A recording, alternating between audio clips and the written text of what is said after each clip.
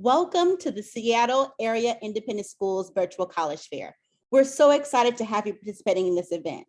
We have some fantastic schools joining us today. My name is Jessica, and I'll be your facilitator. Before we get started, I have a few housekeeping items. Number one, your camera and microphones are off, so panelists cannot see or hear you. You can use the Q&A button on your screen at any time to ask questions to the presenters. This is one of many sessions happening today, so make sure you check back on the website with the schedule. This presentation is being recorded and will be available at strivescan.com/SAIS. I'd like to now turn it over to Jeff to give us some more information. Great, thank you very much, Jessica. Hello, everybody. My name is Jeff Freshwater, and I'm the Director of College Counseling for the Boys Division at Enright Schools in Tacoma. And along with my colleague, Scotty Hill, we are so pleased to join you all today. Before we turn things over to our esteemed guests, I want to thank you all, and especially our admissions friends, on behalf of the following schools and organizations: Rainier Scholars, our friends across town, Charles Wright, and all of our friends in the Seattle area, Bush, the Downtown School, Eastside Prep, Forest Ridge, Lakeside, Northwest, Overlake, University Prep, and Seattle Academy. You know, one of the real pleasures of this job is to have such outstanding friends and colleagues at other schools and colleges. And I can say this as someone who has worked for nearly half of the SIS schools on the call today. Each one of them is tremendous. And yes, we really are friends. Lastly, to the students on the call right now, you are in excellent hands with your school's college counseling office. So trust and listen to your college counselors, please. Counselors and admissions professionals do this because we enjoy working with you all and we want the best possible options for you. And with that, I will turn it over to our friends on the admissions side. All right, so first up, we have University of California, Santa Barbara. Hello, everyone. It's so great to meet you. My name is Kuka Acosta. I'm the Associate Director for Admissions at the University of California, Santa Barbara, UCSB. We are one of the 9 undergraduate University of California campuses located about 100 miles north of Los Angeles in sunny Southern California. Yes, that is actually campus on the screen. We are located on the coast. A third of campus is oceanfront property, but then you'll see that a third of campus borders the Santa Barbara Airport, which is how I get to you, Santa Barbara to Seattle direct. You'll find that Santa Barbara's campus is a medium-sized institution with about 23,000 undergraduate students. Yes, that's medium-sized in the state of California. We're happy to update our ranking as the number 5 public institution in the United States. You'll also find that Santa Barbara is a Tier 1 research institution where your faculty are teaching your freshman classes, your sophomore classes, and everything up to your senior seminars. It's a really great experience as our undergraduate focus is there for you. Here's what you need to know. We have 3 colleges and about 100 different majors. Your major will matter when you're submitting your UC application.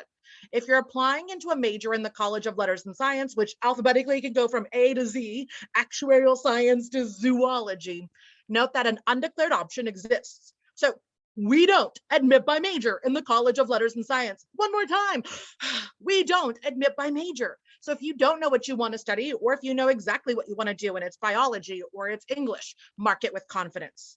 The opposite is true of the College of Engineering. UC Santa Barbara's 5 engineering majors make us the smallest engineering program of the University of California. We happen to have chemical, electrical, mechanical, computer engineering, and computer science.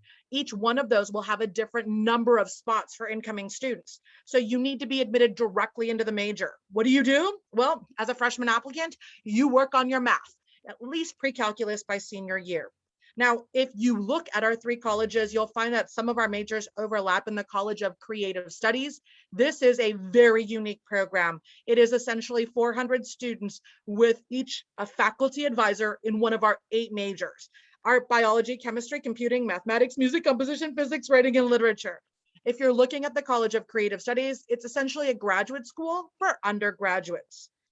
Regardless of your major, plenty of preparation is going to go into you and life after UCSB, be it our pre-health professions, pre-med, pre-law, and all those other fun things, preparation for law school, or business entrepreneurship. Options and opportunities are there. Part of that is because of the undergraduate research that happens. And as a Tier 1 research institution, you're in the labs with faculty from day one if you want to. Lots of resources for our quarter system. Fall, winter, and spring quarter equals our academic year with an optional summer session. How do you save money at UCSB? Summer school does not have out-of-state tuition. Yes, I know, fun and exciting, right? Our campus is not just undergraduate, it's also residential. I know you want to move away from home. 9 residence halls, 5 of which are oceanfront property, and about 80% of our students living, walking, biking, or skateboarding distance to class. It means you're engaged at a really high rate in student clubs and organizations. And not just my students from the Seattle area, but my students from Santa Barbara, my students from Los Angeles, my students from Houston, my students from Shanghai. We really do see that residential collaborative nature. Part of it is our student clubs and organizations. That can be a great resume builder. But the other part is just a great way to have fun. Join me in the barbecue club, where once a month we get together and we barbecue. I know, it's simple, it's easy. Wait, you're an athlete? Santa Barbara is a Division I campus, NCAA Big West Conference, but we also have club and intramural sports, options and opportunities to cheer on our gauchos. For many of our students, they want to take a class in maybe aerial silks. I know, hanging from a piece of fabric tied to the ceiling sounds fantastic. So how do you get admitted? The University of California has one singular application, and Santa Barbara's on it. It opens August 1st of your senior year. There are a few academic requirements, namely our A through G requirements and a GPA of a high B average. Your A through G requirements, they're in line with what you have to do to graduate from high school in Washington. So you're fine, my friends. Just recognize that when it comes to these requirements, I'll use those grades to calculate your GPA. Your GPA is going to come from sophomore and junior year only. You heard me right. Sophomore and junior year. It is a weighted GPA capped with 8 semesters, given extra credit for AP, IB, and/or college work. So here's what you need to know. There are no tests that are required unless you haven't been at your Seattle school or a school where English is the language of instruction for 3 or more years. So simple and easy. Again, UC is test free. I cannot and will not use your SAT or ACT in the admissions process. I will look at everything else though, in your classroom and out. So share it all with me, and the knowledge that for the University of California, we do workshops all year long, but every week this fall, you'll be able to find how to fill out the application, how to work on your PIQs. All of that's there for you. And if you have questions, I'm Kuka Acosta. I'm your counselor. I'll drop my information into the chat should you have any questions. Please note that regardless of where you choose, the University of California welcomes you, and specifically UCSB. And on that note, I've reached my time, and I'll turn it over to the rest of my colleagues. Thank you so much. So next up, we have Bowdoin College. Hi, everyone. My name is Julia O'Rourke. I'm an admissions counselor at Bowdoin. I use she, her pronouns, and I am a proud alumna of the college as well. So I'm always happy to talk about Bowdoin and my glory days there. I'll try to get the fast facts to you today. I'm not sure if you're familiar with Bowdoin, so I'll start with the very basic level that we are a small liberal arts college of about just under 2,000 students, and we are about 30 minutes from Portland, Maine, and that makes us just over 2 hours from Boston, Mass. So conveniently located on the coast of Maine. This is the beautiful town of Brunswick. Brunswick is going to be really relevant to my conversation with you today because the two things we care about most at Bowdoin are connection to place being campus, Brunswick, Maine, more broadly, and then also the common good. So our college was founded on this notion that we should not be seeking out education for our own private means, but rather to deliver the good of education back to others. And so that really is the founding principle of who we are at Bowdoin, sort of just the culture of care that we have cultivated on campus, and also what students are doing with their liberal arts degree. I'll touch on that more in a little bit, but I just want to really highlight that being in Maine and being in Brunswick is so important to our students. We have a great connection with the town. I think that everyone in town really appreciates having Bowdoin's campus, and Bowdoin students really feel like Brunswick residents, which is pretty special. Part of that is because there are so many gorgeous places to explore in and around the town and in the state of Maine as a whole, but also because the members of the Brunswick community really engage with our students. So whether they're auditing classes and sharing their own life experiences that are relevant to, say, your government class, you're talking about an election, someone from town was voting in that election and they can speak to it. I think that's really special.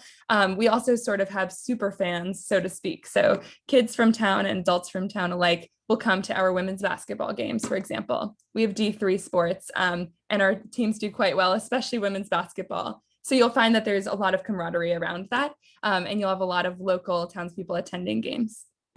We also have host families. So if you're from far away, which all of you are because you're over in Seattle, you'll probably really appreciate that opportunity to have a home in Brunswick that you can go to for dinners and just get to know them in their community. I think that really helps you feel connected beyond the connection you'll feel to other Bowdoin students. So I mentioned we're located on the coast. We also have some great research facilities. So connection to place is important. And we mean that both in terms of how we're connecting to the community, but also how our studies are connecting to the community. You'll find that one of the most popular majors at Bowdoin is environmental studies. Similarly, earth and oceanographic studies. You can see my background is of the ocean, and so is this picture. We do a lot of research right on the coast of Maine. There's a lot of climate change research going on. There are a lot of research projects related to birds and migration patterns all the way up in Kent's Island, which is in the Bay of Fundy. We have this really rare island location that students can go to pursue research. I think one of the most important things for me to highlight is that you do have access to research. So keep in mind, there are no TAs teaching your classes, it's only professors. Our professors are only teaching 2 classes a semester. So they have so much time to spend with you in our very small classes, which average just below 10 students. So the ratio is there, the access to projects that your professors are doing is there, and there's no competition from any graduate students. So you'll be the first one to get to engage with your professor as soon as your first semester in whatever research they're doing. So I always want to dispel the myth that just because you're at a small college does not mean you can't do research. In fact, in some ways, you have greater access to research. And so you'll be doing it in gorgeous places like this if you're, a science student, but we also have research going on in the humanities, and I like to emphasize that as well. I personally was a creative writing major. I got to do a huge writing portfolio at the end of my time at Bowdoin, and there's so many cool projects going on you can find online. So don't think that just because you maybe aren't a STEM person that you're not going to be able to do any research. So just a quick note on our process. We really have been test optional for as long as you can be. Bowdoin was the first college to go test optional, excuse me, back in 1969. So as the first college to have done it, we are used to it. And we got used to it again last year with even fewer students submitting testing. We truly don't care if you submit your test scores. We have enough to go on with your transcript, your writing, your recommendations, and everything. So if your testing doesn't represent you, don't send it. In fact, we are test optional, but not test irrelevant. I like to say that for students. So if it doesn't sort of help you put your best foot forward, don't send it to us. If it's there, we do have to consider it. So just keep that in mind, and your wonderful counselors will be able to help you make that decision. And we're also really lucky because we have a wonderful financial aid program. So Bowdoin is able to say 3 things that only about 19 colleges in the country can say. First is that we're need blind. So we're not going to look at your ability to pay, which is great. So easy for me. I don't have to worry about any sort of numbers related to your family's income. Next, we're going to meet your full demonstrated need. So you can head to our site to find some quick cost calculators, and those will help you estimate how much your family might be expected to pay. But don't stop there. Please send those results to our student aid office. They're around to help you and talk about the nuance of your family's situation. And then the best part, and what I'll leave you with, is that we don't package any loans. So when we're meeting your full need, we are not putting any loans into that package. Our average grant is $54,000. So don't let the idea that the sticker price is expensive sort of steer you away. You're going to be able to come to college for a very low, affordable price. Thank you so much. Please feel free to direct any questions my way. All right, thank you so much. So next up, we have Occidental College.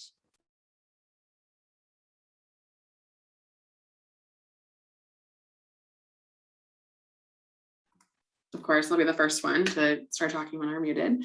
Hi, everyone. My name is Robin Hamilton. I'm the Director of Recruitment and Equity at Occidental College. I'm really excited to be here this afternoon to speak with you. I am also an Oxy alum, and I also came from the Seattle area, so I was in your shoes not what feels like not too long ago. So I will talk briefly and kind of share again as we're all going through kind of our fast facts. So this first slide is a photo kind of from the top of campus, and I think starting out by talking about our location and where we're and how we interact with that is really important when we think about Oxy and what makes us different than other liberal arts colleges. So here's a picture that kind of gives you an idea of the place and what I think really makes Oxy unique and kind of provides the best of both worlds. So at Oxy, we have the opportunity to be a traditional liberal arts college, a traditional residential environment where our students have the opportunity to live on campus all 4 years. The majority of our students choose to, where you have kind of a space and a space within the city that you can wrap your arms around, that you feel like you have all of your classes and your dining halls and your sporting events and your club meetings. All of that is there. You could kind of pick us up and put us anywhere in the country. But as you see in this photo here, everything that is also offered to you being in a large city like Los Angeles is really right at your doorstep. So it's kind of the best of both worlds. Two of the orange highlights here that I want to talk a little bit about are York Boulevard and Eagle Rock Boulevard. And you'll see a little bit into the distance is downtown. York and Eagle Rock are two sort of neighborhoods. So York is within Highland Park, Eagle Rock is Eagle Rock. They're two neighborhoods in Northeast Los Angeles. They provide our students with lots of opportunities, whether it comes to just going out for coffee, stopping by a grocery store, going to a music venue or a bowling alley. But it also provides for opportunities for community engagements, doing literacy programs with day laborers in our community, doing health and sex education in local high schools, doing STEM education, and doing kind of work that closes the STEM gap with youth and girls in the community. And so thinking about our connection to not only our neighborhood, not only the students on our campus, but thinking about being good stewards of Los Angeles is really important to us. One of our largest groups on campus is our anti-gentrification club, and they do a wonderful job of making sure that our students know how to engage in our community responsibly, that we are thinking locally, that we are making sure that our college is doing that as well, and that we're really positively impacting the community and our neighbors around us. Our hope is that this Los Angeles location is something that is inextricable from a student's experience, and we'll talk a little bit about how that fits into your academic program. But we also hope that you are going out, enjoying yourself, having fun, exploring all that Los Angeles has to offer. So just some basics, Oxy is about 2,000 students. Our average class size is around 9. Almost all of our classes have less than 30 students, and there are no classes with 50 students. So again, you're getting that intimate environment. You're having the opportunity to connect with your faculty members right from day one. All of our students arrive to Oxy undecided, and so you also arrive with an academic advisor already assigned. Someone's going to help guide you through our core program that's going to help you explore the different areas of campus that are really important, and also help you kind of decide, what is that major? How do I want to study abroad? What kind of research do I want to do? And where do I ultimately see myself going when I leave Occidental? At Oxy, we have an open core program. A lot of the things that you're going to see at other campuses, but our kind of unique components are our culture requirements. So really thinking about how do we make sure our students are globally educated and prepared to work in a diverse environment. And so we ask you to take classes that look at diversity here domestically. We ask you to take classes that look at global connections, how we work across borders and across cultures. We ask you to take classes that look at our history, classes that kind of study pre-1800. That's really important to us to make sure that we have that historical context to how we're working. Not included in these numbers is the diversity of the students. So about 35% of our students are from California. The rest are from everywhere else. And many of those students are from the Seattle area, like myself and like you may be one day. And so you are going to get a chance to be in a campus and an environment that feels really diverse. Students are coming from all different socioeconomic backgrounds, racial and ethnic backgrounds. We are about 48% domestic students of color, about 10% international students. And that is really powerful when it comes to the type of conversations, the type of challenging conversations that you can have at a place like Oxy. These are all of the different programs that are available to our students on campus. So arts, sciences, social sciences, humanities, about a third of our students find themselves in the STEM programs, probably another third are in social sciences, and then in arts and humanities. We have lots of programs when it comes, lots of students that are interested in programs thinking about med school and law school. So we have a pre-law and pre-health advising program that can prepare students for those choices after Oxy. Everything that's marked here with an asterisk is one of our minors, but pretty much all of the other majors as well can be utilized as minors too. It's really common for Oxy students to be particularly multifaceted, to have the opportunity to take classes in a lot of different areas, and also major and minor, and maybe even have 2 minors, maybe even have 2 majors. So you have that flexibility to really push through and try a lot of different things. And they don't always have to make sense on paper. Los Angeles, again, as I mentioned, is incredibly important, and particularly when we think about the academic program. I always like to say that I think Oxy students do a great job of really thinking about kind of the so what of the work that they're doing. They are thinking about not just the academic conversations that they're having or the book that you're reading, but really thinking, how am I going to use this to go forward? How am I going to think about the public good? How am I going to think about really making an impact in my community? And so that's why our classes are out in the city, like you see. Whether it's looking at murals or it's thinking about city planning, really utilizing the city for academic programs is particularly powerful. And then finally, we want to talk a little bit about the opportunity to do pre-professional programs. So in addition to having your classes out in the city, you're going to have internships, you're going to have job shadows, you're going to be able to connect with practitioners, and anything and everything that you might be interested probably exists somewhere in Los Angeles. So I just want to leave you with that, thinking a lot about the idea of kind of combining a traditional liberal arts college with a city like LA. And I will turn it over to my colleagues. Thank you so much. So next up, we have Goucher College. Hi, everyone. My name is Christopher Wild. I'm the Associate Director of Admissions at Goucher College in Baltimore, Maryland. Goucher is located just north of Baltimore in the suburb of Towson. Towson is home to 2 colleges, including Goucher, a number of retailers, restaurants, and social venues, all within a short walk or a quick shared ride from campus. Our central location provides access to multiple major cities, including Baltimore, DC, Philly, and New York City. And we're only about 30 minutes from the airport, making us easily accessible to students outside of the region. We were founded in 1885 by John Goucher as the Women's College of Baltimore, and we're originally located in downtown. In honor of Dr. Goucher's legacy of providing education to marginalized populations, we were renamed in his honor in 1910.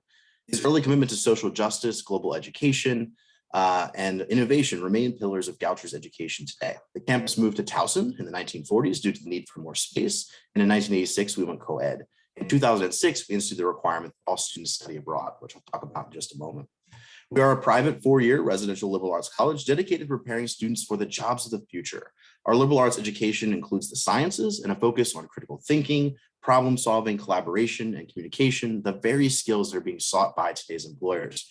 We're situated on a 287 wooded acre campus and enroll about 1,100 undergraduate students, 900 graduate students, and our students come from 45 states and over 30 countries. We are a relaxed and friendly community where students are quick to say hello, and professors know who you are both in and outside of the classroom. Our average class size is 17 with a 10-to-1 student to faculty ratio.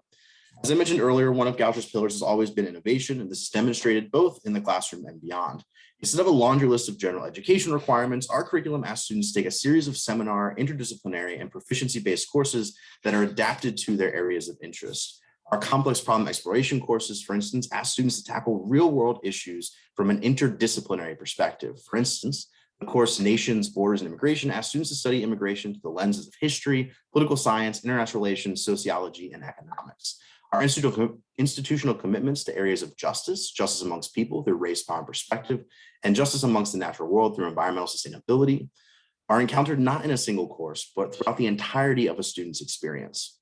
We offer a variety of majors and minors that reflect the liberal arts and new ways of learning, thinking, and doing. In addition to adding 8 new majors this year, including education studies, engineering science, and professional and creative writing, we now offer 2 4+1 options where students have the option to earn a Master of Science from Johns Hopkins Carey School of Business or an MBA from Loyola University in Maryland. A unique option, the individualized interdisciplinary major, allows students to create their own major by working with faculty to pull courses from 3 to 4 of Goucher's existing programs.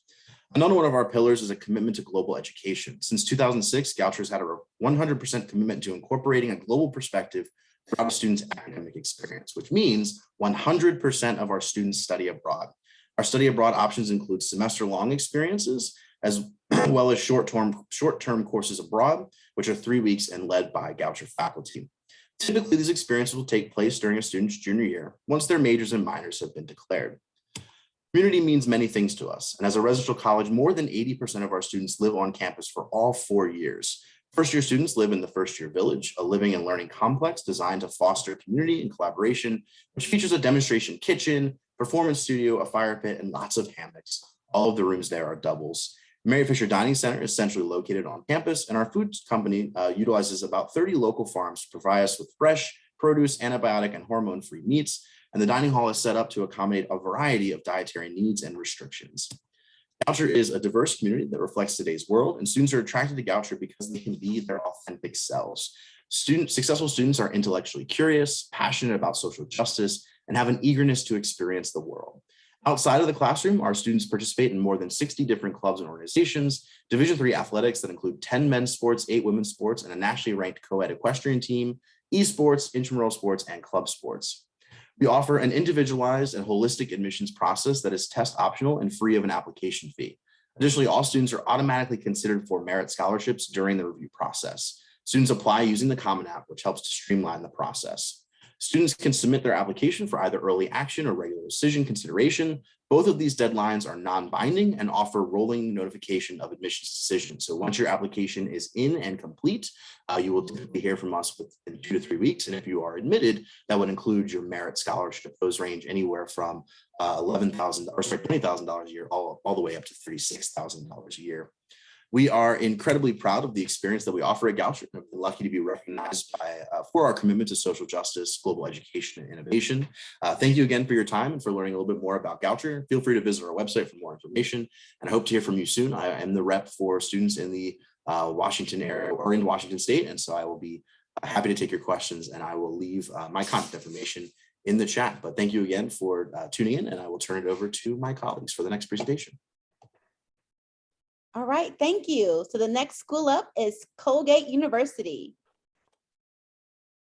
Good afternoon. My name is Gary Ross, and I am Vice President for Admission and Financial Aid at Colgate University. It's great to be with all of you this afternoon. I was in Seattle earlier this week and met some of you who were watching this afternoon. And for those who did not, it's a pleasure to meet you as well. And I hope to tell you a little bit about Colgate over the course of the next few minutes. Colgate is a liberal arts college. We're located in Hamilton, New York. Hamilton, New York is about 4 hours north of New York City. It's about 50 minutes from Syracuse. Syracuse would be the airport you would use if you were traveling back and forth. We have 3,000 students. We are undergraduate in our focus. Our campus has consistently been called one of the most beautiful, or several times the most beautiful, college campus in the country. We hope that you might find it possible to come and pay us a visit. I have the privilege of covering Washington State, so if you do come by, please let me know. I'll give my information in the chat. Colgate offers classes that are average size of 17, student faculty ratio of 9:1. We have no TAs or teaching assistants in any of our classes. This particular professor who's in the center is an expert in cancer research. He's working with 2 students, but what's significant here is that our professors who are involved in the sciences design typically the labs in which they have worked in or are working in. And they enjoy teaching science by doing science with their students, not merely by lecturing about it. Outside of the classroom, we have a very ambitious program of off-campus study. This happens to be a program, it was pre-pandemic in 2019 in Istanbul. We run 23 programs off campus with our own faculty. They are semester-long programs. We're also affiliated with 125 other programs.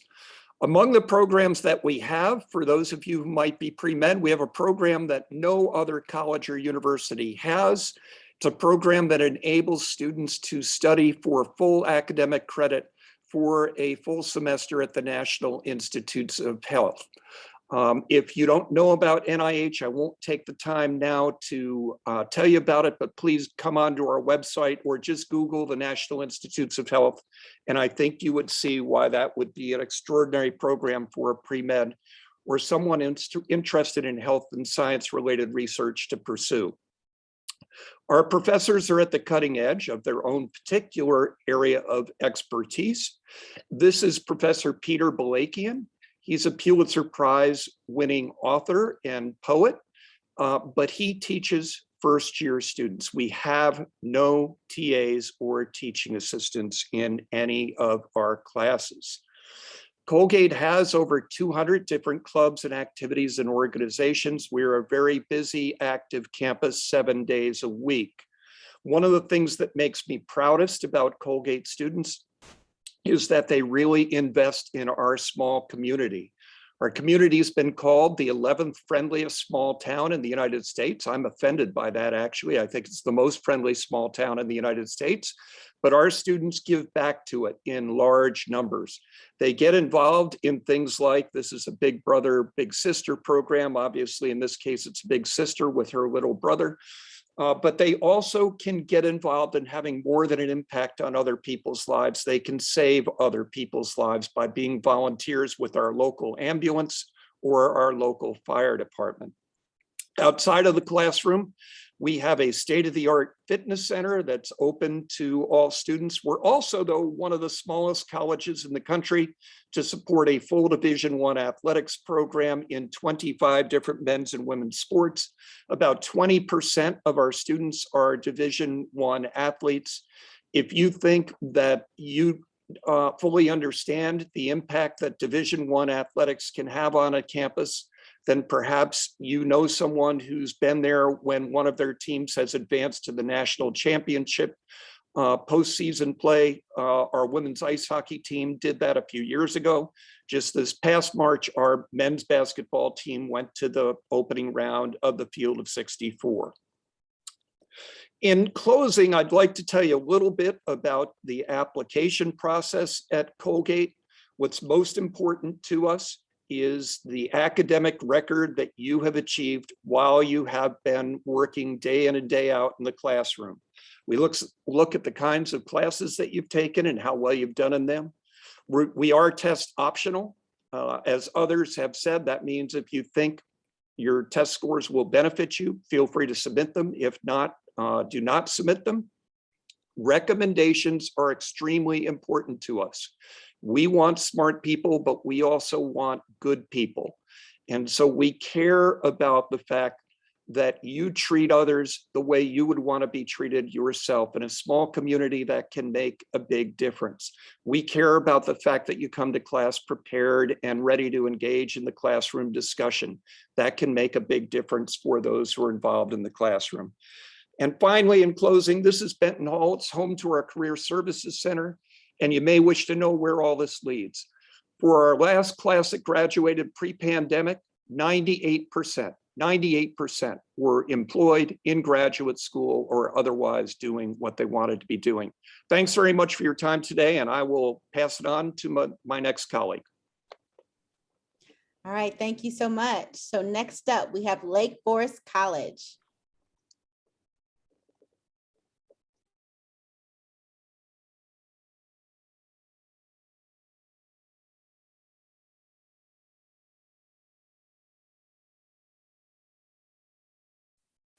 Hi, everyone.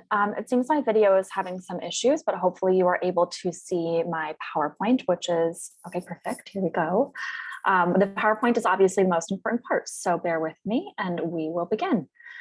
Lake Forest College is a small private liberal arts college located 30 miles north of the city of Chicago, and we are filled with industrious students. So this is a black and white photo of our campus. We are residential. Housing is guaranteed all 4 years. So we are very transparent and upfront about how students can earn academic merit aid, which I'll talk about at the end of the presentation. About half of our students are from out of state. We have an excellent career placement rate of 98%. And this last class we brought in was our largest in history. We had about 550 total students, 20% of whom were international. And in total, we have 1,650 students from 44 states and 102 countries on campus. So what makes Lake Forest unique? We are a pragmatic liberal arts college, which means that we are extremely career focused while also being creative in our approach to education. The career preparation is central to who we are as an institution, Chicago, and our access to the city, and then diversity. So starting with that pragmatic approach, we are focused on internships, research, study abroad. All of these life applicable components of your education are really central to the Lake Forest experience. And we have this amazing program in downtown Chicago called Lake Forest College in the Loop that allows juniors and seniors to study in downtown Chicago for up to 2 semesters, doing a part-time internship while also doing part-time classes. So that's a nice opportunity if you're looking for an urban Chicago experience, but primarily wanting that residential time on campus. And we do have an experiential learning requirement as a part of our education system. You can do 2 majors and 1 minor, or 2 minors and 1 major. Our top 6 degrees are business, finance, economics, politics, neuroscience, and psych. We, of course, also offer a self-design major.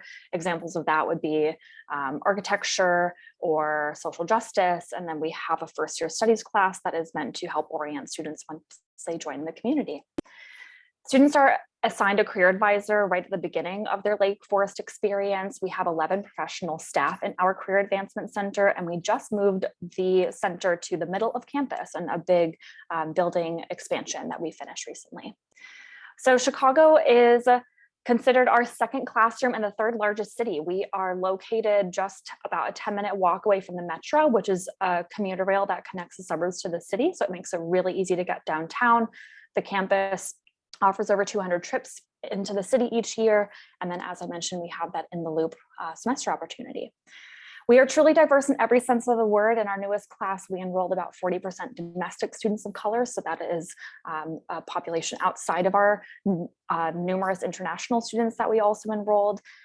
So we are, of course, geographically diverse, we're religiously diverse, socioeconomically diverse, and we really do a lot to support our students through identity-related groups and then also through celebratory ally-based groups as well. We are an active institution, 70 clubs and organizations. About half of our students participate in athletics. And then we also offer all campus events such as Winterfest, which is a week-long winter celebration, which can be fun if you're coming from a non-wintry locale. We are, as I mentioned at the beginning, upfront about how we allocate our merit aid. We, like many of the institutions, are test optional. We've been for about a decade, but if you do submit scores, this is our system of how we provide merit aid. And you could also qualify for a $2,000 visit grant if you decide to step foot on campus in between the beginning of your senior year and May 1. So Brown Hall is that expansion that I mentioned, this big, beautiful campus building, the oldest one, the tallest one in the city of Lake Forest. We moved the Career Advancement Center right to the smack middle of our campus. We opened up our lacrosse program. So starting this fall, we have a fully rostered up men's and women's team. We launched recently a health professions program, which is in coordination with a nearby medical school, which allows students to take seminar-based classes through Rosalind Franklin. And then we have a number of direct enrollment and partnerships. And we also introduced not only data science in 2019, but an African American Studies major, which is really exciting for the college because it's been a program at the institution for a number of years, but now we are delighted to have 4 full-time staff members as a part of that department. We, like many of the other institutions on this call, are on the common application. So we have a couple of upcoming deadlines, November, January, and February. And if you are interested in learning more, we offer virtual visits and then personal visits in person on campus. And then you can take a virtual tour. And we also have, if you have 2 minutes that you're wanting to spare, we have a cute little aerial tour on YouTube as well. So again, I'm Molly, the Senior Associate Director of Admissions, and there's my email, my cell phone number through the office, and then I am happy to put my contact info in the chat as well. Thanks. All right. Thank you so much. So if I could have all of our representatives come back on the screen. We're gonna have a few questions that everyone's gonna answer just to be able to talk a little bit about what happens next for us. And so the first question, okay, there we go. The first question that I will ask the panel to answer is, what advice would you give someone going through the college admission process? We're gonna go in the same order that we presented. You're making me just pick one, but I'm going to try my best. Okay, advice. Ask the admissions officer. I know it's fun to ask your cousin, your best friend's uncle, social media and some parent or someone else who's there, but things change every single year. So when in doubt, if you have a question, ask the admissions officer. Look how friendly we all look on this screen. We so want you to ask us directly. So that is my piece of advice. I love that. That's awesome. I have a sort of like philosophical approach to this. I just remember how stressed I was about the process, and I felt like I was being chosen and I was worried about not being chosen by a school. And so I'd encourage you to remind yourself that you are choosing more often than not in this process. You're choosing where to apply, and you ultimately choose where to go. So you do have a lot of agency in this, although I know it can feel really overwhelming and like you're putting yourself out there and being really vulnerable, but just really own the agency that you have and take advantage of it. There are so many awesome places you could go.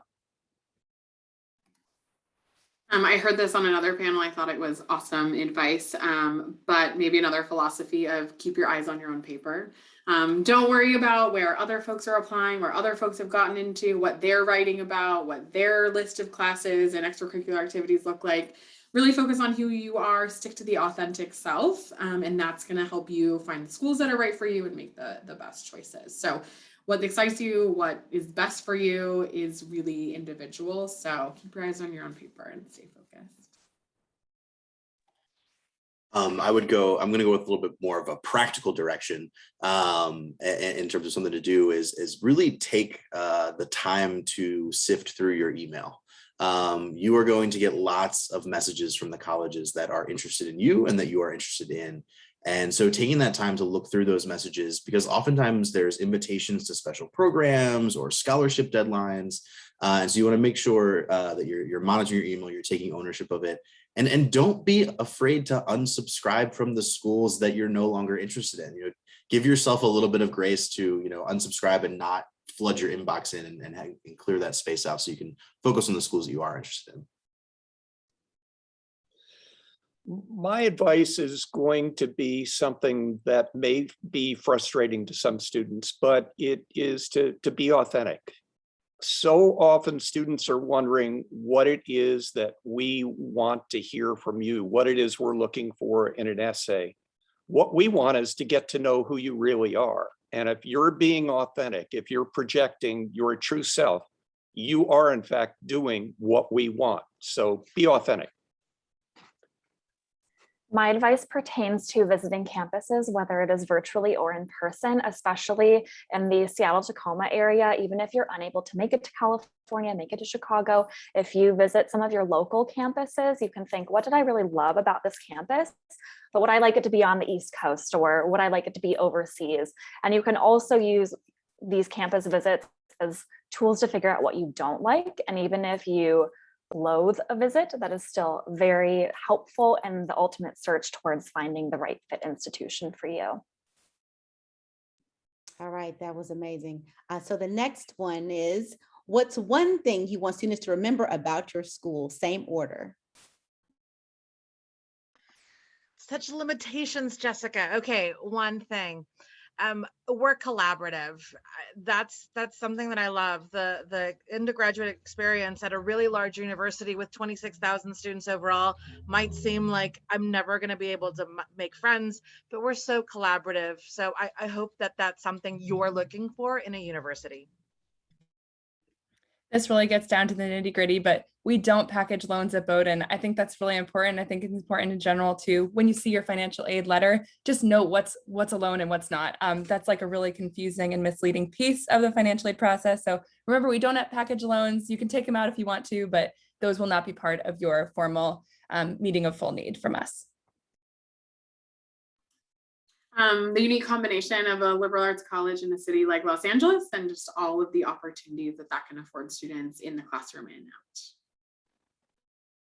For Goucher, it's definitely that commitment to global education. I can't tell you enough how different it is to be at a school where everyone studies abroad.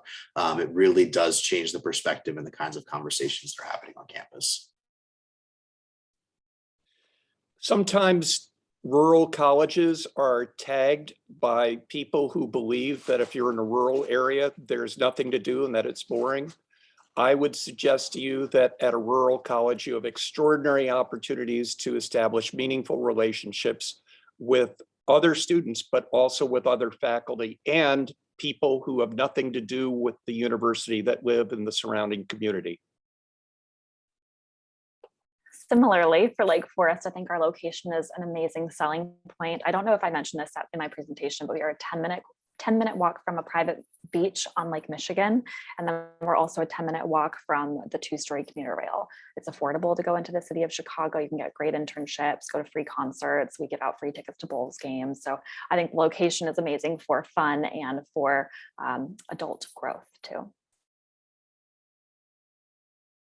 All right, that was amazing. I hope you were taking notes. That was some good information. But thank you so much for joining us. Thank you to our panelists coming here. When you close your window, there will be a link to a 5-question survey. Just fill it out for us. We want to get your feedback. We encourage you to check on the sketchbook because there's more sessions happening today at the top of the hour. And if you missed other ones, you can definitely go back and listen to those recordings and watch those recordings at strivescan.com/SAIS. All right. Well, thank you. Have a good day.